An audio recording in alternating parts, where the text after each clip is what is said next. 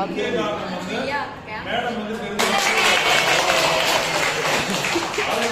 மிகுந்த ஒரு தூணாக நின்று எப்படி அந்த மரத்துல வந்து அந்த கொடி படரணும் மேடம் சொன்னாங்களோ அந்த மரமாக நின்றவர் நம்முடைய சுஜாதா மேடம்.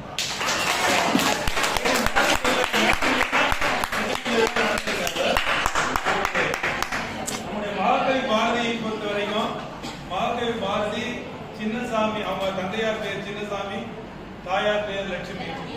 பாரதி சின்னசாமி பெற்றெடுத்த பெரியசாமி, லட்சுமி பெற்றெடுத்த சரஸ்வதி, அவன் முண்டாசு கட்டிய பட்டாசு.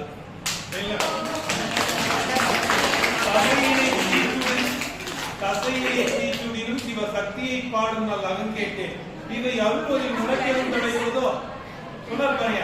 இதை கொடுக்கிறதுனால உனக்கு ஏதாவது தடை இருக்கா? தடை இருந்தா கொடுக்காத என்று நம் பராசக்தியிடம் வேண்டியவர் நம்முடைய மகாகவி. யாரை கண்டும் வந்து அஞ்சியதே இல்லை இல்லையா சொன்னாங்க பாருங்க. இத்தனை பெண்கள் நீங்கள் படிக்கிறீர்கள் என்று சொன்னால் அது காரணம் மகாகவி பாரதி.